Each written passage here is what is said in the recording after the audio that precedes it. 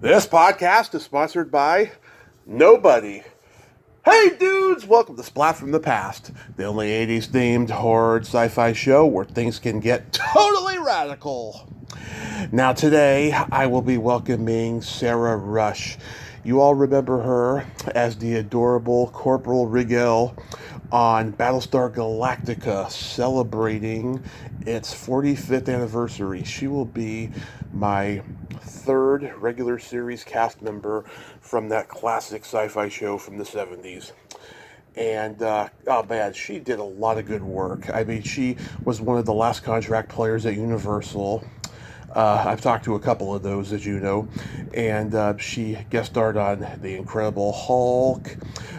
She was in the Doctor Strange pilot, which I got to ask about. That's a must. She guest starred later on Happy Days. She was in the Nude Bomb, the Get Smart movie. She guest starred on Quincy. She did the Modesty Blaze plot pilot. She guest starred on Tales from the Dark Side with another guest of mine and friend, Kate McGregor Stewart. And she was in Catch Me If You Can, the Spielberg movie with Tom Hanks and Leonardo DiCaprio. Lots of good stuff. And we're going to talk about all that stuff today, and I can't wait. Shout out to Curtis Linklow, another guest of the show, the host of the Retro Zest podcast, for connecting us. I had actually made the connection with her back in 2020 through her Facebook wall, but that was the only connection we had. But Curtis really lent a hand on this one, and I thank you so much, Curtis. I really appreciate it, man. So yeah, here is my interview with Sarah Rush. Hello. Hey Sarah, welcome to the show. How are you today? Thank you. Thank you. I'm well.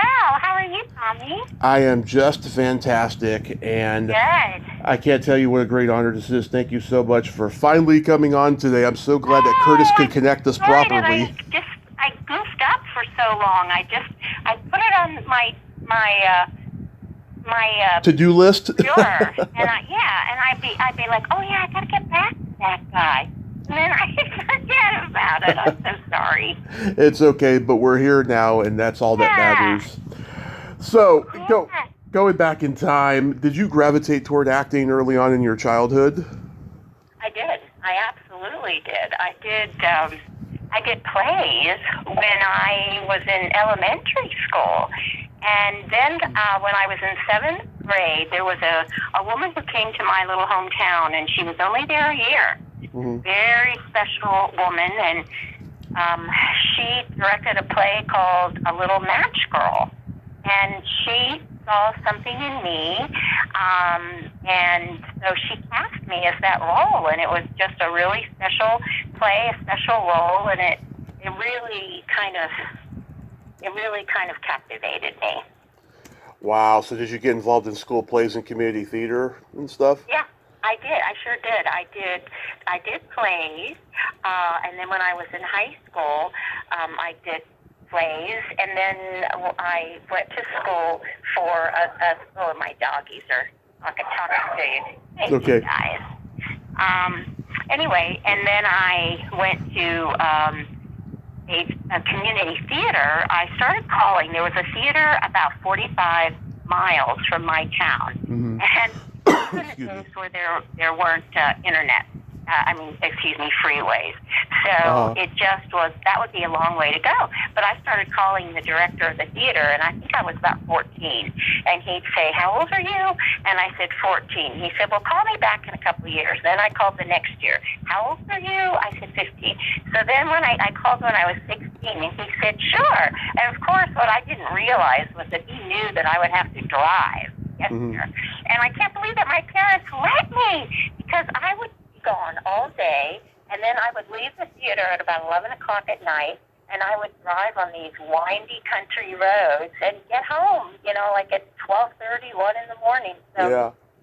But it was pretty great.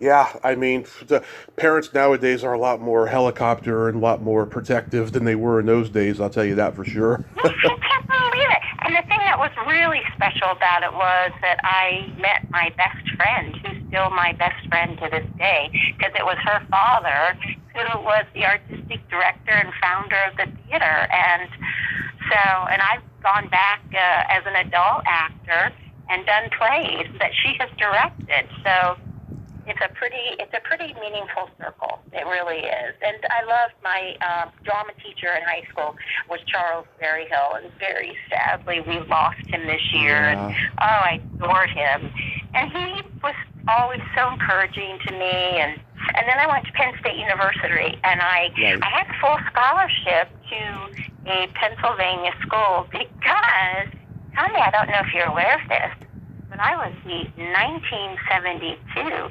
bituminous coal queen. Coal Queen, yes. Yes, I knew that. Yes, I was. And bituminous is soft coal as opposed to anthracite, which is hard coal.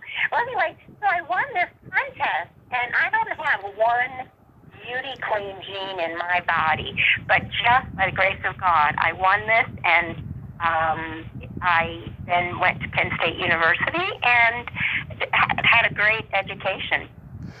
Oh, that's so awesome. Is it true that you're the second cousin to James Dean? Yes, that was my father's cousin, and our family farm is at a place called Rush Hill, outside of Fairmont, Indiana, and James was part of the Winslow side of the family, and those farms, I believe, are still there, and I think maybe that's why my father was never terribly enthusiastic about me being an actor. Probably, yeah. I mean, look what happened to him and stuff. But did your dad talk about him a lot? No, never. I know. I just happened. I think that I found out. When I found out, I was like, oh, really? That's interesting. Oh, who knew? Yeah. Yeah. Oh my God, that's so awesome, though. I mean, he was such a great actor, and yes, he was. You know, even though he only did 3 significant movies, I look at him and go, he was definitely a work in progress, and he could have done so much great stuff. You know, but what we have, it changed actors forever after that. Oh, that is so true. A dear friend of mine was an actor by the name of E.G. Marshall. Mm-hmm. Remember E.G.? Yep, from The Defenders and a lot of stuff, yeah. Yes, and I did a play with him, and his daughter, Sarah Rose, was my age, and anyway, E.G. and I were great friends, and he knew James, from the Actors Studio, and so that was kind of fun, hearing about James Dean through E.G., so I always think of him on September 30th, and just think, my goodness, what life, what could have been, you know? Right. So when you were the Coal Queen, I mean, were you comfortable doing that? Well, it was just amazing because, you know, I'm not going to say that coal mining towns at that period in time were political, but I think it's safe to say that they were. And so our little town had never won, and it was kind of like the bigger schools that were more, you know, just more politically involved with the union and so forth. I mean, I don't know, but it just seemed like they seemed to always win. But it was just a miracle that I won. And was I comfortable with it? I was just thrilled to pieces because it just kind of gave me a pat on the back, as well as full scholarship to Penn State University. And I also got some wonderful yellow luggage, which I still have to this day. Oh, and then also, I'm not sure if you're aware, but my girlfriend is Patty Patricia Heaton from Everybody Loves Raymond, right? Yes, she's such a great gal. And when the Coal Queen people had their 50th reunion, I thought to myself, I want to make a documentary. And so I went to lunch with Patty and our girlfriends, and I just happened to tell them that I was the bituminous coal queen of Pennsylvania. And Patty was like, you were what? And I said, yeah, and I'm going back, and they're having the 50th anniversary of past coal queens, and I want to make a documentary. And so the next day she called me, and she said, I'm going to produce it. and her husband, who's Dave Hunt, Right. directed it, and he did a wonderful job, and we won several awards, and it was really just a once in a lifetime opportunity, and the fact that she produced it was just amazing. And of course, we were in for a huge shock because Right. Of the songs that were used. We didn't quite realize you had to pay royalties for them. Mm-hmm. So it kind of turned out to be a little expensive, but at any rate, it was the very first documentary that Netflix purchased. Oh, wow. I didn't know that. Yeah. And a sweet little film, and I'm super proud of it. But yeah. Yeah, I mean, we live in this time now where like beauty pageants is under a microscope because they're saying that you put a child in a beauty pageant, it's like sexualizing them. Do you feel in hindsight that you were sexualized in any way? No, not at all. Oh, Tommy, I wish I could show you the picture of me. I had on my favorite little blue linen gown dress that had lace and puff sleeves, and I always felt that I was born in the wrong era because I loved the Victorian age. I loved Gibson girls and lace and high neck and lace, and so there was not 1 ounce of curve on me. There was no sexuality whatsoever. There was just me, and I got to do my talent, which I sang Wouldn't It Be Loverly from My Fair Lady. Love it. One of my friend's moms, who was super duper talented, directed me, and my cousin Betsy, who then later became the CEO of Kraft. Betsy was my accompanist, and it was just a wonderful experience. It was a blessing, to be honest. And then from that, 30 years later, we made a really sweet little film. So it's kind of, you could say it's serendipitous or synchronicity, but I say it's God. That it just happened because it was just the right thing, and it was the right thing to encourage me, because it did.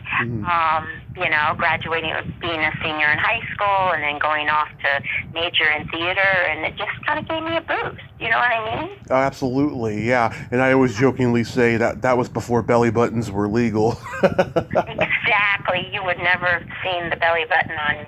Well, I don't know. There was a picture in the newspaper of us girls that were in the contest, and we all had our little bathing suits on. And then I was kind of laughing because mine was like an armored tank, in paisley. So, yeah, not too much skin. So then you went to New York to study with Uta Hagen. I did. Were there any classmates you had that we would know? That's a really good question. I ask everybody that question because over the last 6 years I've been doing this podcast, I have learned everybody knew each other back then, That is so true. There are several actors that, I remember Matthew Broderick kind of was popping in. This was right before Biloxi Blues on Broadway. Wow. And Uta talked about him all the time. And I don't know, do you know an actress who's absolutely divine? Her name is Caroline Aaron. Oh, yeah. She's another one who's been promising me for years to come on here. Oh, she's just awesome, and she's a great actor. And she was in that class, and it was so funny because at one point when Uta would go, if Uta were doing a production or she, was filming something, she would get these incredible substitutes for her class. Yeah. We would have Austin Pendleton, who was amazing. I love him. He's an amazing teacher. And guess what? Mike Nichols taught my class. And that's how I think Caroline was recognized and discovered, so to speak, by Mike. Because she was just her very unique and special self then. And oh gosh, there are a lot of actors, just trying to think. But yeah, some lovely actors. And yeah, it's so funny because we all everybody was young and starting off. And yeah, it's funny. Yeah, and you also studied with Milton Casellas. I've also talked to many of his students. Did he try to get you to join Scientology? Oh, no, he did not. Milton had gone to Carnegie Tech, Carnegie Mellon before it was Carnegie Mellon, but Carnegie Tech. He was a student there with my aunt, Mary Jane DeHaas, who was also best friends with Ann Roth, who's the most brilliant costume designer of all time. And so Milton knew my aunt. So I think it's different when you know someone because you've known their family. Right. So Milton was never pushing. He never pushed sexuality or anything. He was great to me. He really was. He was a tough teacher. But I learned a lot. I loved I was in his master class, and that was amazing because everybody in the world was in that class. And you saw amazing work. But then, what was really neat too was I was a member of the Actors Studio here. Well, I'm still a member. But when I lived in New York and I would go to class, and Paul Newman would be there. Oh, yeah. At class. Yeah. He would be kind of walking behind us. And, you knew never to talk to him, I thought that was amazing, that here's this amazing actor and movie star, and he's still coming to class and checking it out. That's pretty great. Do you know John William Young? I don't. Yeah, he must have been before you both times. He studied at the Actors Studio, and he studied with Milton, and he said he used to see Paul Newman at the Actors Studio. Yeah. Yeah, that was just amazing. Oh my gosh, yeah. Those are really super days. I remember the day that I auditioned for the Actors Studio, and I'm trying to think, did I do a scene or was it a monologue? But I just remember, I think I waited maybe 7 hours to get on, and I think it was something like 10 to 1 a.m. when I finally did my monologue. Crazy. And yeah, I know, crazy. All these actors kind of lying around, like the train scene from Gone with the Wind, all these bodies. But it was great, and I'm kind of determined to go back to class and participate. When I've been a mom for the last 20 years, and so, and then when you're kind of busy working, you just think, oh, I'm not going to be going out at night. But at any rate, I can see myself going back to class for sure. Yeah, that's great. You worked with the legendary Tony Richardson on a couple stage plays, As You Like It and Toyer. Now, tell me about working with him. Did he mentor you in any way or anything like that? Oh, I loved him. I adored Tony Richardson. I was so blessed to be able to work with him. Let me tell you, I had done Our Town. I did a production of Our Town. That was my first equity play. It was an amazing production that Gower Champion directed. And it was done at the theater where Tony Richardson was going to direct As You Like It. So I think that he saw me in it.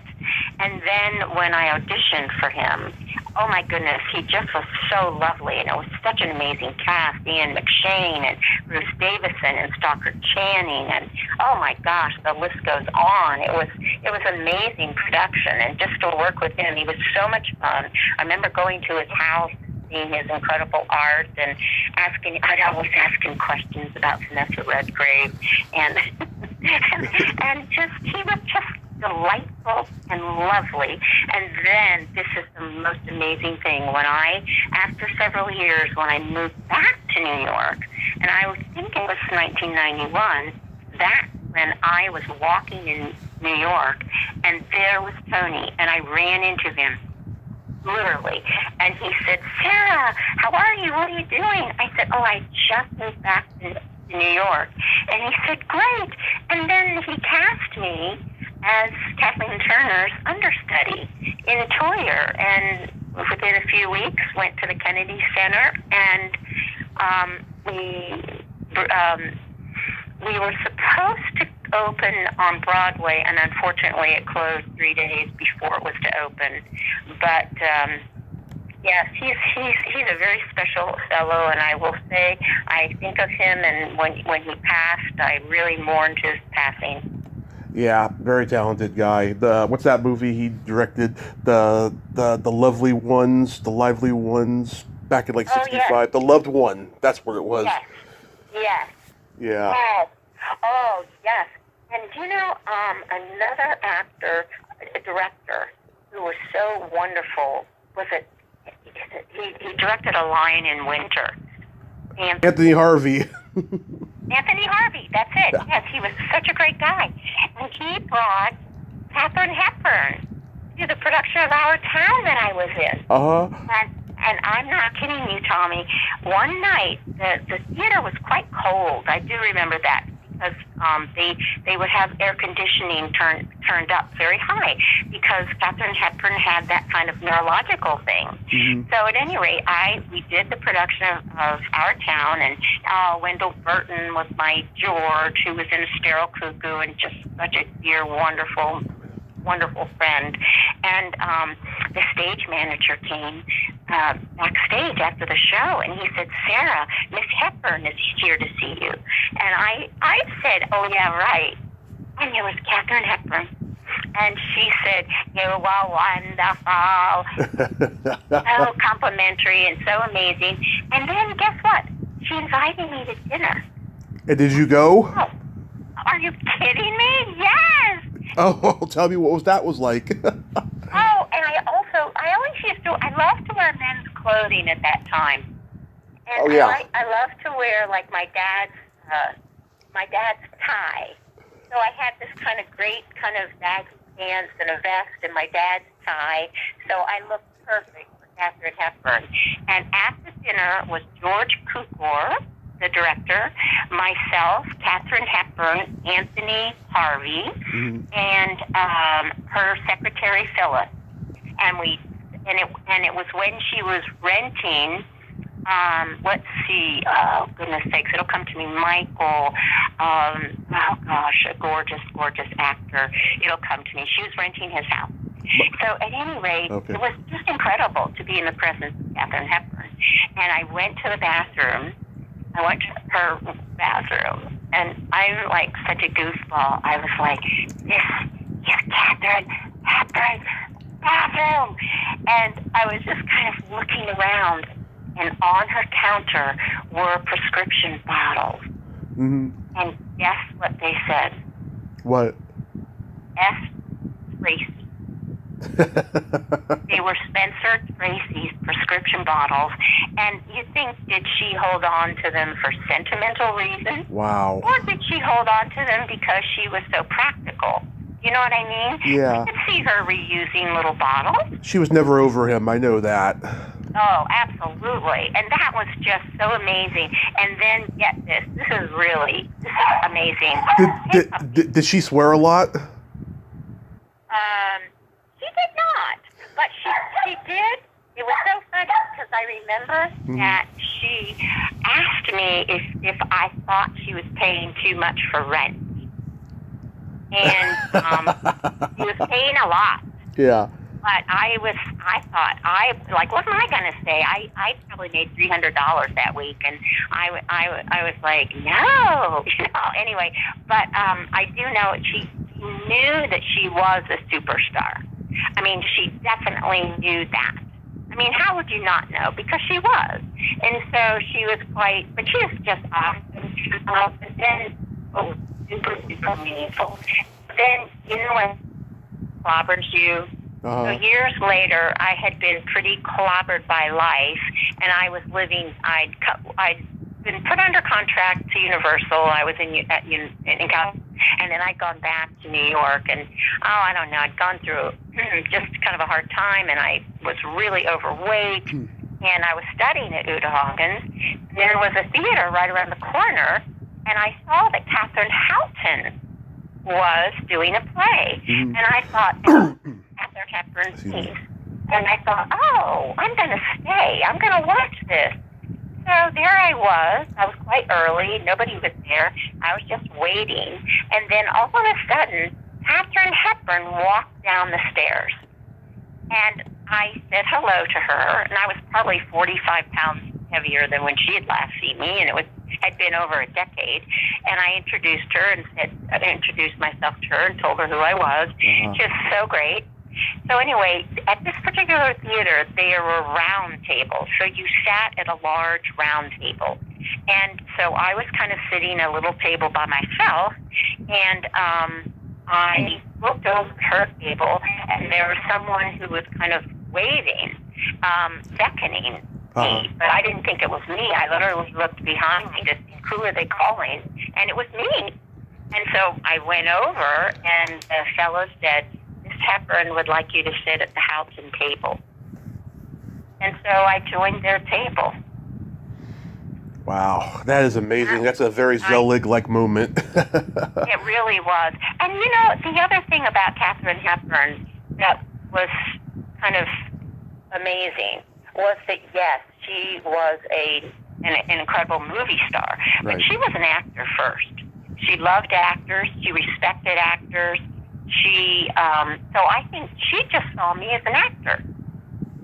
Yeah, that's great. It was wonderful. Yeah, I had done a play then at South Coast Repertory Theater, and it was pretty great because Katharine Hepburn's niece, Catherine Houghton, did the show either before or after mine. But that was really kind of wonderful to visit with her and just to share that experience. And those are such memorable. And I also have a rock that Anthony Harvey, I guess Katharine Hepburn was letting go of certain things, and there was this fantastic petrified rock, and Anthony said, "Oh, Kate wanted you to have this." So I have this really great petrified rock from Katharine Hepburn. So how do you wind up a contract player at Universal? I'm sorry, what? So how do you wind up as a contract player at Universal? That was just another miracle. I had moved to New York. I was waitress. I'd literally been there just 3 weeks. I was waitressing at Beefsteak Charlie's. The Board of Health had closed the restaurant down, and it reopened, but it had been closed down the same day that I had, which was on my birthday, an audition for Eleanor Kilgallen for Universal. And I got that because Leo Bookman, who was just an amazing agent, he was Ann Roth's agent. And so Leo set that audition up for me. And I went in and I auditioned for Eleanor. And with my Penn State training, I got a Bachelor of Fine Arts from Penn State, and I did a 5-year program in 4 years because they didn't have the BFA program, and I really wanted a BFA. So my wonderful teacher, Manuel Decay, organized that for me. So at any rate, one of the things at Penn State that you always learned lots of monologue, so that you're always prepared to audition. So I auditioned for Eleanor, I did a monologue, and then I said, "You want to see another one?" I mean, I didn't know how old. I was just a dope. But anyway, and she said yes. So I did maybe 7 or 8 monologues for Eleanor Kilgallen. And then within the week, I flew out to, literally within the week, maybe 2 weeks, I flew out to California as a contract player. Wow. Yeah, you're one of 4 people I've talked to who may or may not have been the last contract player at Universal. I've talked to Sharon Gless, Peter Fox, Tara Buckman. Oh my gosh! Wait, did you say Peter Fox? Yeah, I talked to him 5 years ago.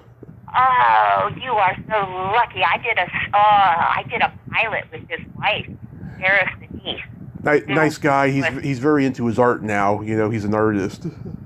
Well, Peter Falk, yeah, but he has since passed, unfortunately. I just adored him. But I tell you what, Sharon Glass is not incorrect, because guess what? Sharon and I were the very last 2 Universal contract players. Yeah. We were the very last. And I think maybe Tara was very close to that time. I remember her. What a lovely person. Oh, but she Sharon, is. I'm told that Sharon and I were the very last. And that wasn't incredible. Like, Jamie Lee Curtis was under contract. Yes, she was. Stevens and a lot of Howard McGillen and a lot of actors. But for me, because I was just such a small town girl, it was a miracle and blessing because I got to, you did shows. That's how I did Battlestar Galactica, and you would get paid a certain amount, and as long as you earned the studio more, they kept you. And it was just great for me because I got a regular salary. Can you imagine? Yeah. Young actor. That's amazing. Yeah, let's talk about the Incredible Hulk first, because my Bill Bixby was a good friend of my great aunt, and I've always heard nothing but good things about him. Oh, he was great. He was very, very nice. He was very intense and very, he was great. Very, very charismatic and lovely. And yeah, I loved doing that show. And that was really fun, meeting Lou Ferrigno. And I didn't have any scenes with him, but it was pretty fun. Yeah. Yeah, you like lie in the hospital bed, I remember.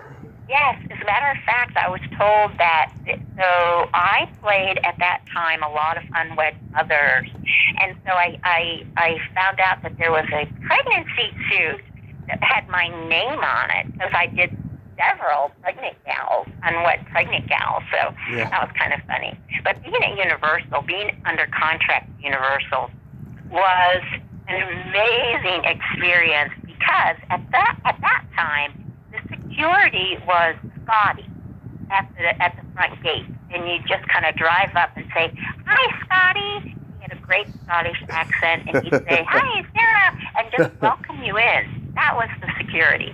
So I would come, and I would just literally go from studio to studio and peek my head in to see what they were doing. And I would roller skate all over the back lot.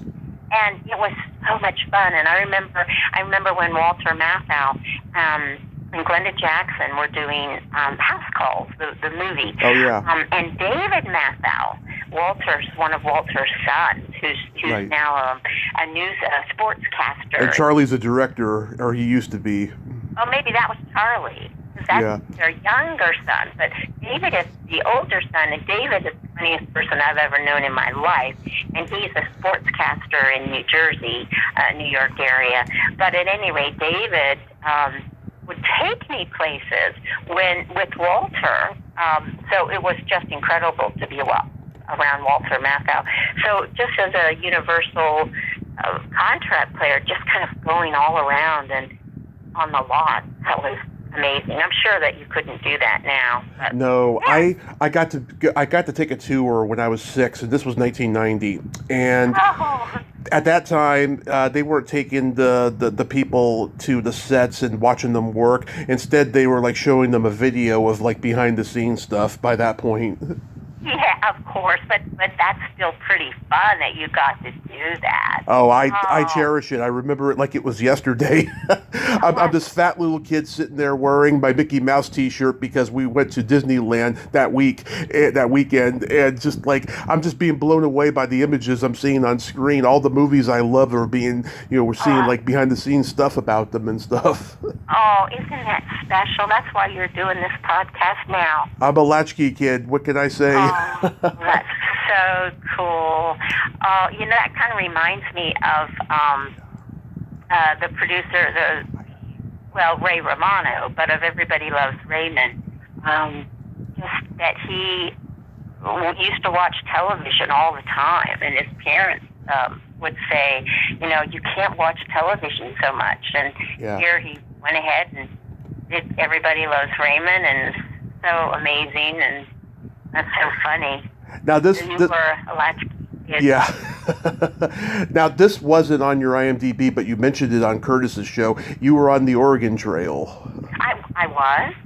That was my first TV show ever. Wow. With Gerald McRaney. That was so neat. And I don't know. I don't know if I told the story about Gerald. And then Gerald married Delta Burke. Right. And Delta and I had done a mini-series together a million years ago. But Gerald said that I might have told this story, but he recently told me this, and I didn't even know it. But when I was doing the Oregon Trail, and we were out on location, and it was, one of those great California prairie kind of locations, like you're in the Old West. And we were sitting outside having our lunch, and I was sitting at this bench, and I guess I bowed my head to say grace. And Gerald saw that. And years later, when he was doing Major Dad, he decided that he wanted to do that with his character, that he would have him say grace. And I was so glad that Gerald told me that years later. Interesting. Yeah, like I said, everybody knew each other back then. Yeah. So when you got the script for Battlestar Galactica, what did you think? Were you a sci-fi fan at all? I bet I didn't even see a script. I probably just saw some sides. I bet that was it. And I remember when I went into audition, and my lines were something like 100 microns in closing, 99 microns in closing, 98 microns in closing, something like that. And then I remember I had to say, red alert, red alert. So I walked in, and there were a lot of people in that room. And Glenn Larson was at his desk, and then everybody was kind of in a semicircle around, and I sat down, and I was kind of at the end of the room, and I just used my fist as like a microphone, and I said my lines, and red alert, and I finished, and I looked up, and then we all burst out laughing, which was so funny. So was I a blessed girl to get that job. And then when I was doing other shows, then they would see, is she available to do a few lines? And then I'd, put on my little spacesuit and do that. And boy, if I'd known what an amazing show that was going to be, I would have been at Glenn Larson's door saying, "Oh, please put me in more." That was just a great experience, and also then to be lifelong friends with those cast members. Yeah. I mean, I got a text from Lorette Sang McCook yesterday, and just Annie, and just wonderful friends, lifelong friends. I've had Annie on. I love her. She's got no filter. I just love her. That is the perfect description of Annie. And not only that, Annie knows everyone in the world. Yeah. She is amazing. Annie needs to write a book, don't you think? I do think. I think she probably needs to write a couple, because she knows everybody. Because her mother, June Lockhart, is one of the golden age of Hollywood, stars. Yes, I know. I mean, it's so funny because I never used to do conventions, but then Annie and Lorette kind of talked me into doing a few. So I've done a few, and then we did one a few years ago at the Hollywood show, and it was like... That's when I reached out to you, around that time. Yeah, that's right. And the actor who played Timmy. And then, of course, Annie's still in touch with him all those years. John Provost, he's a friend of mine. Oh, yes, so sweet, and his wife, Lori. And Lori's a very good friend of mine. She's like one of my biggest supporters in the world, I'll tell you. Oh, that's wonderful. She's a great guy. I mean, I only met her maybe once, very briefly. She came back on last week to promote the re-release of a book she wrote back in the 90s, and we always have a blast, her and I, always. Oh, that's so cool. That's so cool. Jack Stauffer, I've talked to him, Lieutenant Bo J. Yes, I love Jack, and I think he's coming along. I owe him a phone call to see how he's doing, but I think he's coming along, bless his heart, from his surgery. Oh, good. But he's a great guy, yes, for sure. And I've met Noah Hathaway twice. He was going to come on here like within the first month that I started the podcast, and he had just had like a back surgery, and it never happened. But like we're connected on social media now, so hopefully next year I'll get him on, because it's the 40th anniversary of Never Ending Story. So. Oh yes! Oh, I'm sure he'd love to. Yeah, he's a great guy. He's a great guy. He is a great guy. It was so fun kind of running into him and seeing him as an adult, and not a kid. Yeah. And, Rigel was such a great character. She was this positive, hope-filled flight controller, and she wasn't there for eye candy, although I'm sure a lot of the boys had crushes on you from that show. But she provided a glimmer of hope in these missions, and I can imagine being on this set. It probably looked very realistic, and it was probably beautiful in person. Oh, it was gorgeous. It was so amazing, yeah.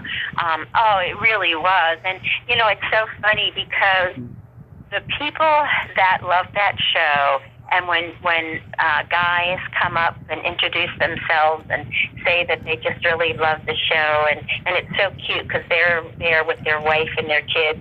The wives seem to be just so adorable, a little bit rolling their eyes, but so adorable.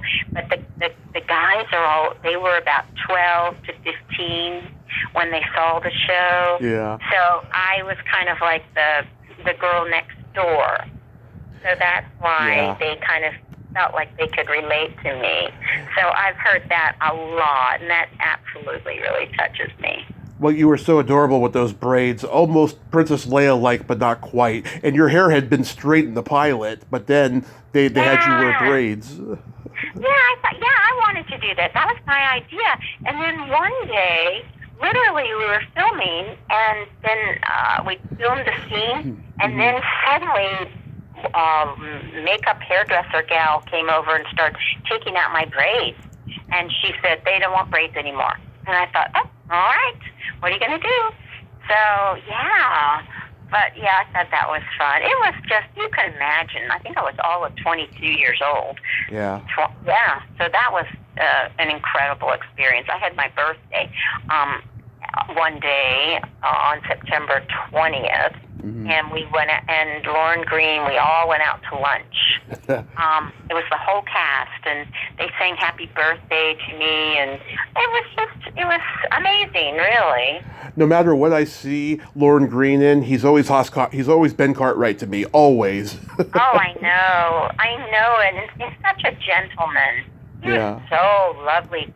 He hosted a Christmas party for us all. And that was just quite amazing to go to his home. And he was just a lovely Canadian gentleman. Yeah. Just such a classy, lovely person. Oh, my goodness. And then in the pilot, you guys had like Ed Begley Jr., Lou Ayres, Rick Springfield. Do you remember anything about those guys? I do. I mean, I would always be a little... And then throughout the series, like Fred Astaire was a guest star. Yeah. And I would often, even if I weren't filming, I would show up just to kind of watch those people. But I was too shy to, literally to speak up. I think about that now. I wish that I hadn't been so shy, because there were so many experiences. I mean, this isn't so much Battlestar Galactica, but Charles Grodin was just such a brilliant actor, and I just loved him and adored him so much. Yeah. And he was an apprentice at the same theater that I was an apprentice that my best friend's dad founded, Little Lake Theater in Emmitsburg. And Charles Grodin had worked there. So I'd gone to a party at Warner Brothers, and I think that it was he'd done a film with Goldie Hawn, and I was dating Jerry Hauser at the time, who had a role in the movie. So I like him. I ended up at this party on the lot, and I went up to Charles Grodin, and I told him who I was. Well, he was so funny, and so all night long, he would just kind of grab my arm and whisk me away, and include me in some conversation. And, he was so great. And why on earth did I not stay in touch with Charles Grodin the rest of my life? Because I adored him. Yeah. Brilliant actor. I love him. Brilliant. Oh, me too. I literally just watched Midnight Run the other day because it makes me laugh out loud. It's a very funny movie. I love it. Mm-hmm. So were you guys filming near, $6 Million Man and Rockford Files and all those Universal shows? Oh, yeah, definitely. And then, it was really funny. I did a guest star on Maverick. Oh, yeah. Yes. So that was just awesome because James Garner was such a great guy. Brilliant. And his brother was a regular on the show. And, they were just such a hoot and so much fun to be with. And I do remember, he had an AD whose name was Lenny Garner. And I think, someone from the union called and questioned because he already had his brother on the show. So then was Lenny Garner, was that more nepotism? And then James Garner said, well, I think you should come down and, we should talk about it in person. So the person came down and met Lenny Garner, and he was African American. So that was just, that's how James Garner was. He was just a character. I remember we were filming, and then suddenly there was some helicopters above us, and James Garner had his fake gun, and he was like shooting at the helicopter. Right. It was just great. That was really fun to do. I loved him. Yeah, he was fantastic. So did they write you out of Battlestar after a while? What happened? Well, it only ran a year, and I think what happened was they just had so many loose ends. There was just so much, and I think there were a lot of people that were kind of had visions, and that's what I think happened. I think there were a lot of visions, and they didn't all quite gel, and I think that's why, unfortunately, it didn't go another year. So I don't think so much that I was written out. I just think that they just stopped filming. Yeah, I mean, I don't think a short-lived show had this much merchandise as this show did. They had lunchboxes and board games and everything, and your line fire when ready became part of the nomenclature. Yeah, so fun. Yes. Yeah. I saw on eBay there was a Rigel doll, and I thought, I wish I could have gotten that, but I can't find it anymore. That'd be so fun. Have you seen any of the remakes or reboots? Oh, sure. I always do. Just because it's just fun. I always be so grateful for Battlestar Galactica. And I'm a purist of the originals, so I love the original the most. Oh, it's pretty fun. It's really sweet. Tommy, so I became a mom. And I remember one day my daughter, Amanda, was kind of binge watching the original show, and I would kind of walk in and out of the living room, and she would be watching, and that was really just such a fun experience. So some of the conventions that we did, like I remember one in Houston, right. was fun because Edward James Olmos was there, and Maureen was there, and just some kind of terrific actors from the other series. And it was fun to meet them, Yeah, absolutely. So you played a nurse in the pilot for Doctor Strange. What do you remember about that? Oh, that was amazing. That was Sir John Mills. I mean, I can't believe I had a little scene with Sir John Mills. And, and Greg Hoblet was one of the producers, and we became friends then. I just adored Greg Hoblet, and then he went on to produce and direct not all of them, but many, many, many of the Hill Street Blues shows, and also his kind of directing, the way he moved the camera, the way it was kind of a live camera, then that kind of set the stage for other television shows. I mean, he changed everything. He and I forget. Oh gosh, who's the name of the other producer on that show? Stephen Bochco. Oh, Bochco, yeah.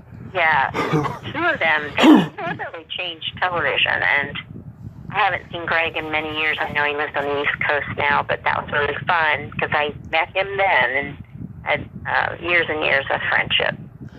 Stan Lee later said that of all the TV adaptations of Marvel, this was the only one that he had hands-on work for because he agreed with the producer's vision of it. He didn't agree with the Spider-Man or Captain America show visions. Wow, that's interesting. Yeah. Oh, wow. Peter Hooton, of course, played Doctor Strange. I remember I asked Andy Lockhart about working with him on a movie called Sunburst, and she was like, he was okay. And then I talked to somebody else later who worked with him, and he said, no, he was a diva method actor, and all that stuff. Really? Yeah. Oh, wow. I didn't remember that. I just thought he was dreamy and so sweet, but I didn't remember that. He was charismatic for sure as an actor. Oh, absolutely, absolutely. Yeah, definitely. Yes. I never knew this show existed until recently, Sword of Justice. Oh, yeah. Sword of Justice. I remember that.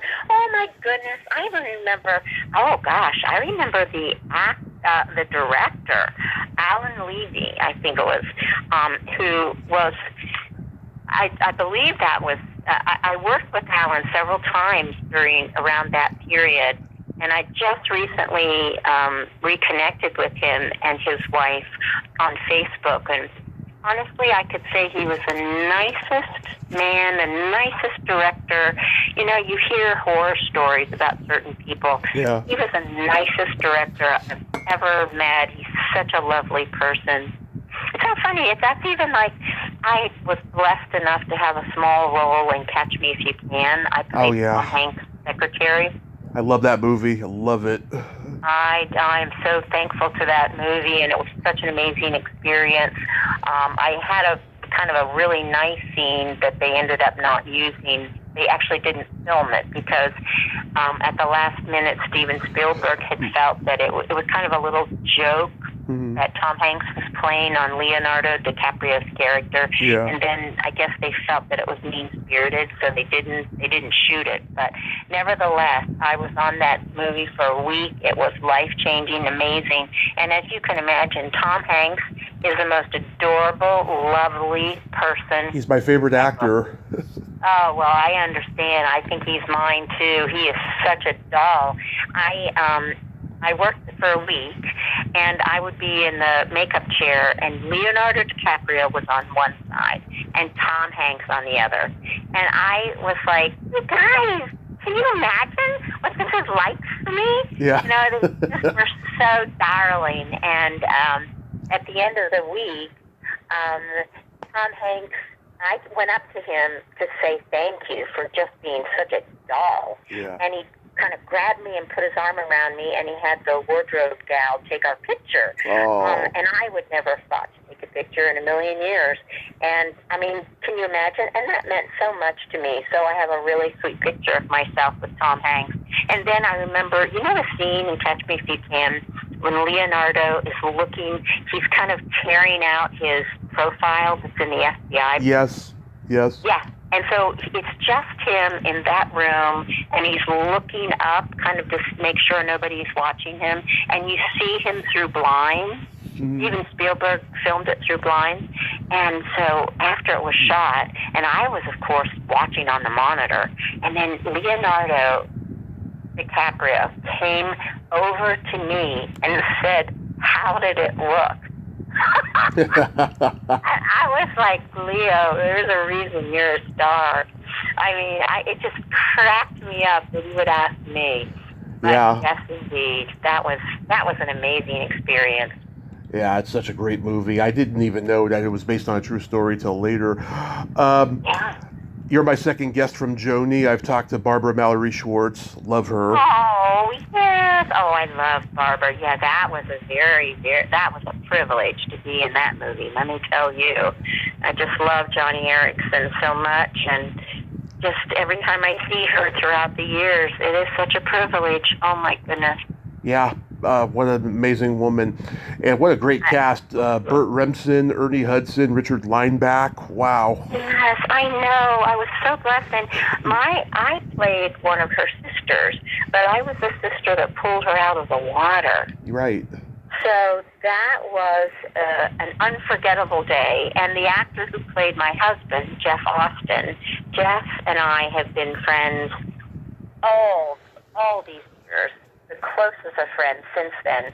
But I'll just never forget just that day that in the water, and it was very cold, and then Sweet Joni, and then kind of reliving that experience, and me pulling her, toward the shore, and then, of course, her body temperature, because she was paralyzed, went down so low, and just an amazing experience. But doing that film was just life-changing, and I just love when they had a screening of it a few years ago, and her sister Kathy, who I played, was there, and it was so wonderful, the two of us just getting, to visit and seeing Joni, and she's always been so gracious to me.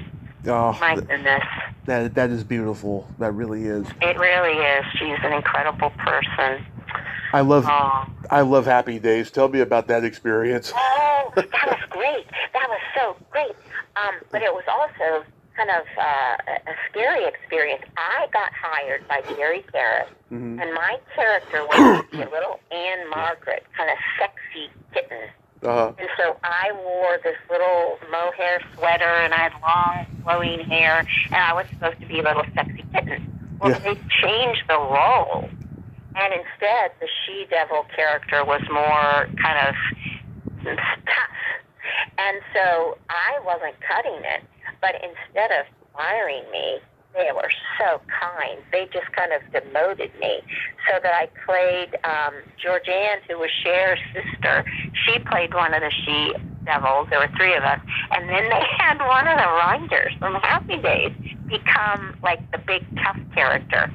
And she was hilarious, but they didn't fire me. How kind was that? And then I got to kiss Richie Cunningham. I mean, can you imagine kissing Ron Howard? I was a hero to my nieces and nephews. And Henry Winkler could not have been more lovely. Yeah. I mean, that whole set, everybody, that must have been the most amazing set to work on.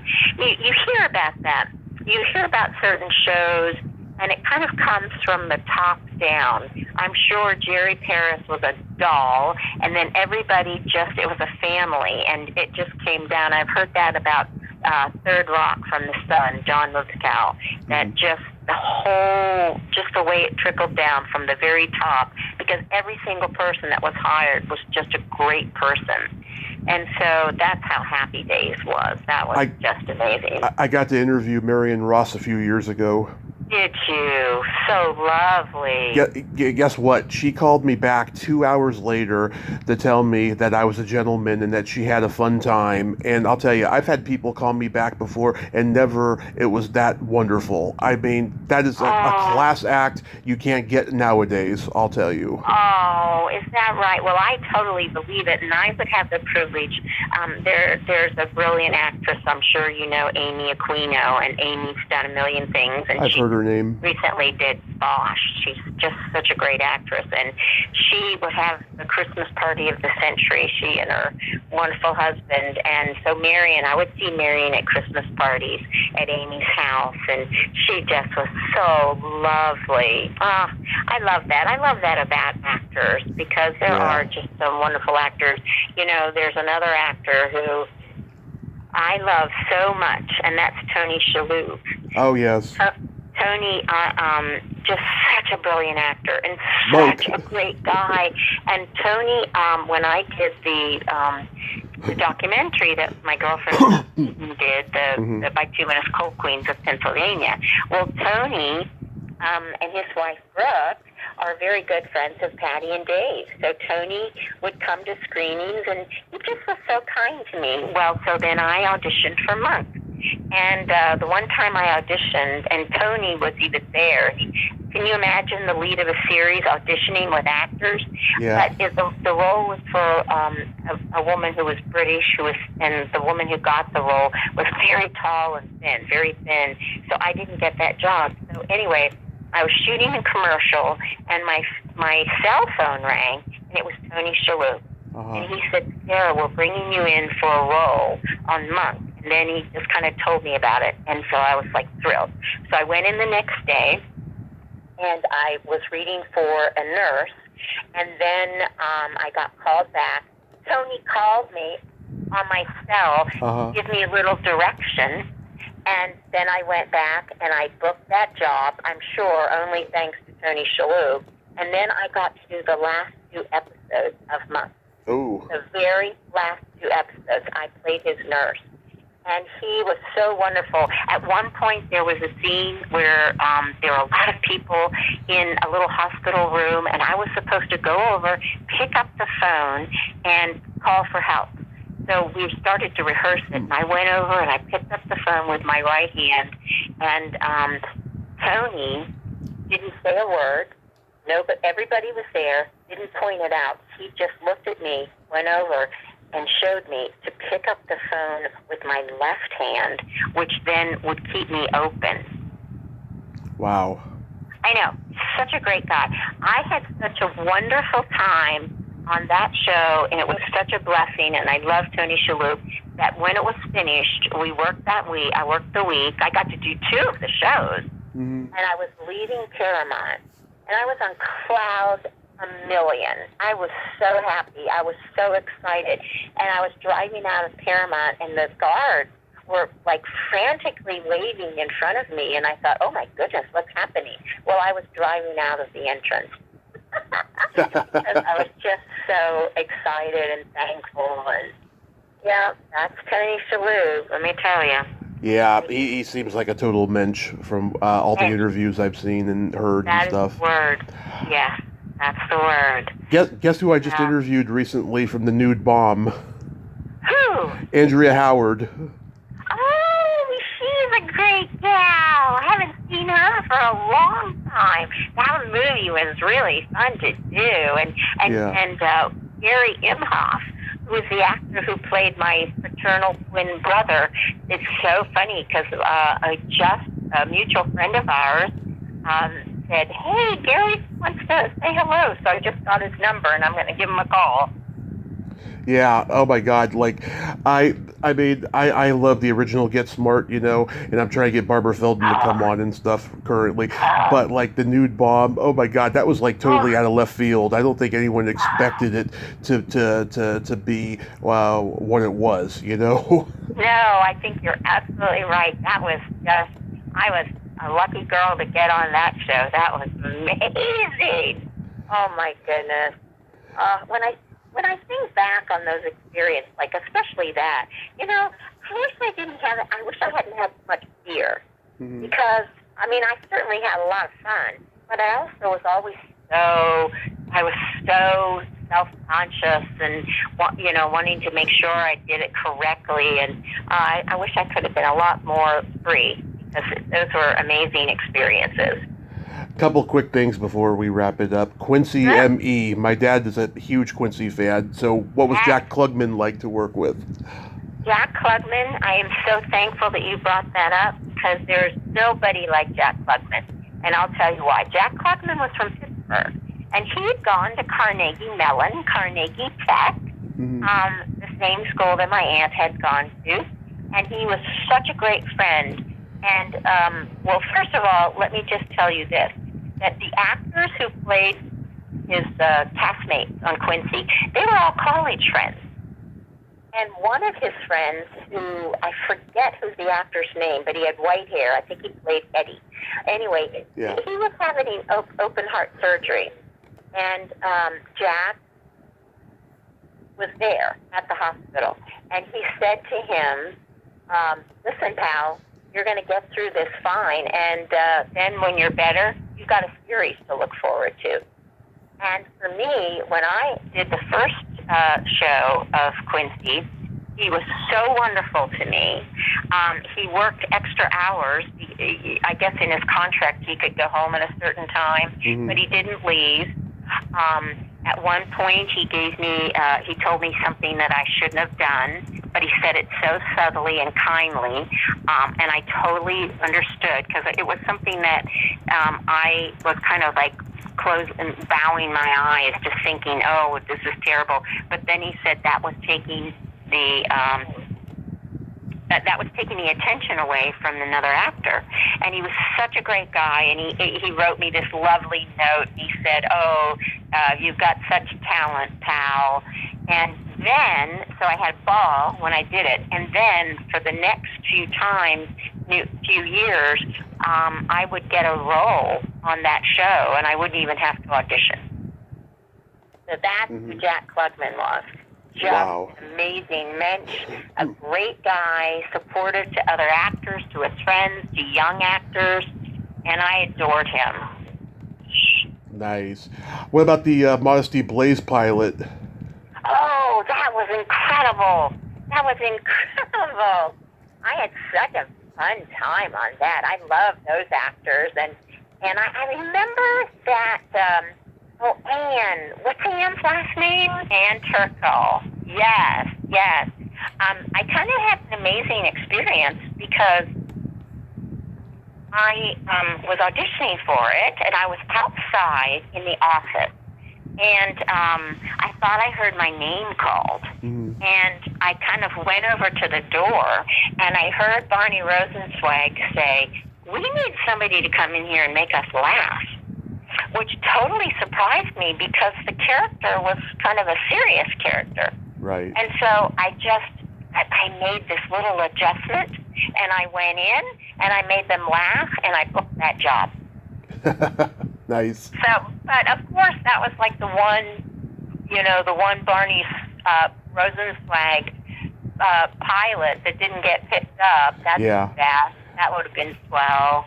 Yeah, that's Sharon's husband, Sharon Gless's husband. That's right. He empowered women by times a million in ways that other guys didn't, and I have such kudos for that guy. You know. Oh, I know. I absolutely agree. I agree. And then you worked with my friend Kate McGregor Stewart on Tales from the Dark Side. Oh yeah, I didn't really. She's pretty daunting, and I didn't really visit with her a lot because I'm sure I was intimidated. Yeah. But she, that's not really true. She was absolutely delicious. I adored her. Yeah. But I think I was kind of intimidated because she was so amazing. Kate can be a little intimidating at first, but then once you win her approval, she'll love you. And I got a funny little anecdote for you about her. Tell me, yeah, because I loved her, absolutely. And Anthony Heald. Yeah. Just such a wonderful actor. But go ahead, tell me about her. The second time I had her on the podcast, we played this thing I call my secret silly game, which you and I will play in a moment. And one of the questions is there a stinky smell that just makes you gag? And she told me what hers was, and I told her what mine was. And I said, farts and feet. And she said to me, that should be the name of your memoir, Farts and Feet. And guess what? I'm seriously considering putting that on the back of the book as a review blurb, not a title, though. Oh, that's just so funny. I've got to reach out to her. She's a doll, and she was so great to me. Yeah. I'm going to do that. And Warner Shook directed it. And do you still talk to him? Because I'd love to have him on.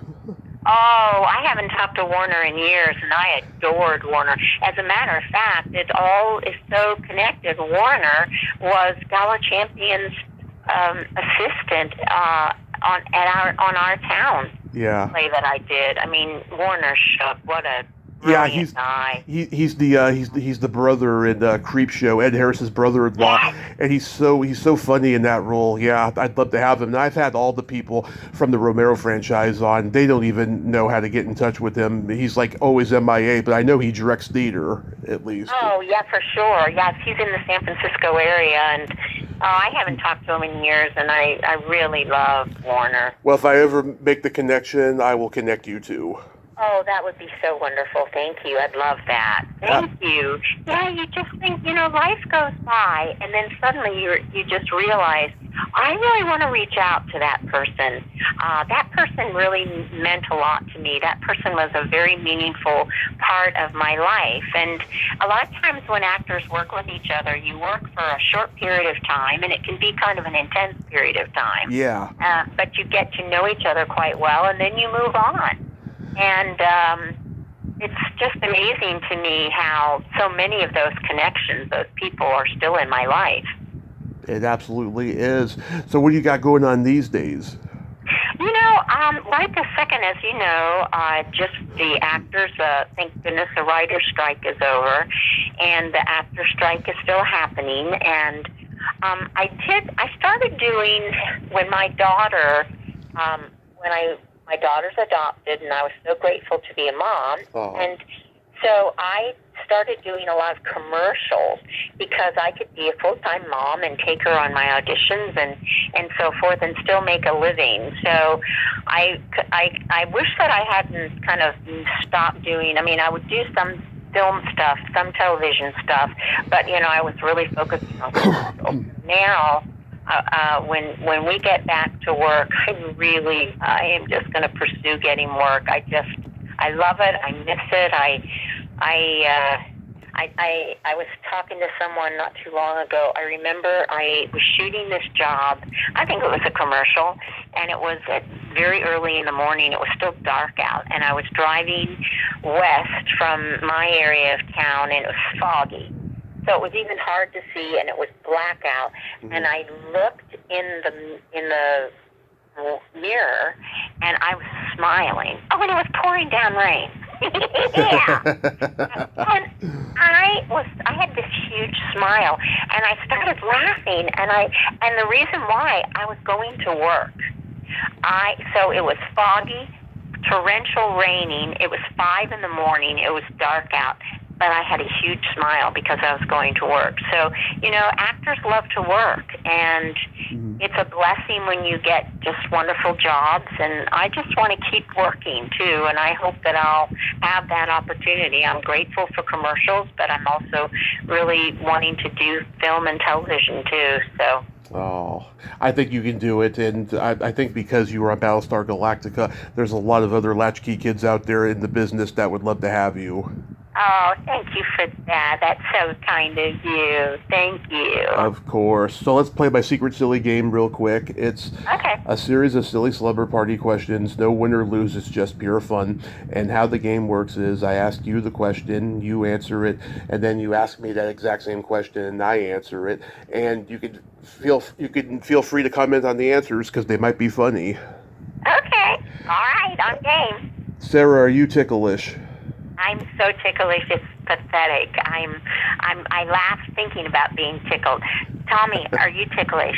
Oh, yes, but if you tickle me without warning, I might hit you in the groin. Yes, I know that instant reaction. Yeah, oh, it's so funny. Yes, I'm very ticklish. Oh, my gosh. Is your belly button an innie or an outie? Well, it's an innie.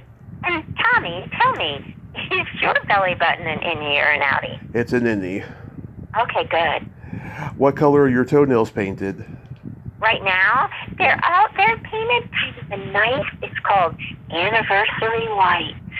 I don't know why, I'm divorced, but I'm that optimist, and they're just painted a lovely little white. And Tommy, how about you? What color are your toenails painted? Right now they're not painted, but last time they were purple lavender. Why? I like to go elaborate. I like elaborate colors like white French tip with sparkles. I like to do all these different elaborate colors. I've been painting my toes since I was 13. Oh, well, good for you. It's fun, and I approve. Oh, thank you. What would you say is your best personality trait? My best personality trait is that I'm very loyal. I think I'm personality trait. But I was thinking more along lines of friendship. Personality trait. Well, I think I'm kind. I've always been told that I'm kind because I definitely want to be kind to people. What about you? What is your best personality trait? Well, being a Gemini, I have empathy, but I also have no filter. Oh, okay, good. Oh, okay. Aw. Well, I love no filters. I think that people with filters are missing out. And then also, don't you just love it when you talk to somebody who doesn't have a filter? It's hilarious. Like Annie, or like Kate. Yes, exactly. Oh, I love that. Yes, yeah. And if you could have anything named after you, what would it be? Oh, my goodness. If I could have anything named after me, what would it be? I think it would be a grandchild. Oh. I think that's what it would be, if that would ever happen. And if my daughter would even want to do that, then that would be the ultimate supreme honor. And what about you, Tommy? If you could have anything named after you, what would it be? A vibrator. Oh, Well, just make one your own and call it the Tommy. No, the Tommy Chatsy. Yeah, exactly. I'm sure it would catch on a lot. Yes. Aw, funny. And What did Annie say to that? yeah. And then, what stinky smell makes you gag? A stinky smell that makes me gag. Oh, I know. Oh, goodness sakes. Like a certain kind of an incense or like a strong perfume. I just ordered some little hair scrunchies from Amazon. And the bag, it was like incense. It smelled so strong that I had to put it outside. And what about you, Tommy? What kind of smell makes you nauseous? As I said before, farts and feet. Oh, yes, farts and feet. Yes, yeah. I'm not terribly fond of farts, especially silent but deadly ones. But, oh, my gosh, that's so funny. Oh, well, those are good questions to ask people, that's for sure. Yes. Can I tell you a body joke? Yeah, please do. What do you call a boy that doesn't masturbate?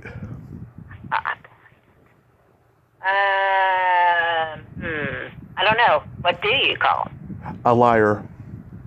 Oh. Okay, well, because I've been around kids for so long, Yeah. well, actually 20 years, I guess that's so long, but also I was my daughter's Girl Scout leader, Yeah. so these kids were in our lives, and I love kids. So I just learned a joke that made me laugh a lot from an Okay. 8th grade boy. All right, so what do you call the janitor? No, wait. Oh, wait a second. Let me think. Oh, yeah. What does the janitor say when he jumps out of the closet? What does he say when he jumps out of the closet? Supplies! Oh, I know that joke. I think that's hysterical. I love that. Once I heard that punchline, okay, I've heard that one, or like variations on it. Yes, yeah. It's pretty funny. So, do you have any upcoming autograph shows or anything? I don't. No, I'm sure that there'll be. I got a little email from Lorette Annie because lately, a couple of ones we did it as the Battlestar base, which is kind of fun, and so I think that we're talking about doing the Hollywood show Again. I guess in March. Yeah. Nice. Will you be there? I'll try. I've been having financial problems since COVID hit. I haven't been able to go out to LA since September of 2019. That was the last time I was in LA. Oh, I understand. I think everything has been affected. Yes, for sure. Real quick, Sarah, would you like to say a prayer for me? Honey, I would be honored. Yes, absolutely. May I? Yeah. All right, okay, I will. All right, Father, I thank you so much for Tommy. I thank you for this time that we've had together. I thank you that he reached out to me, and I thank you that we finally got together to talk. And I just ask for your blessings upon him and upon his life and upon his family's life, Lord. I pray that you would provide every single one of his needs. Father, after COVID, so many of us have been affected. And God, I'm always reminded that you are our provider. And I pray that you would provide for Tommy. I thank you for his personality. I thank you for his giftings. I thank you for his humor and his intellect. And I just ask that you would bless him, Lord. Just bless him with your love, with your abundance, with his friendships, with his all the things that he wants to pursue. I pray for health for him, Lord. I pray that you would continue to keep him healthy and strong and take care of any areas that he needs to be healed from. And I just thank you, God, that you are so loving, that you know how many hairs are even on Tommy's head.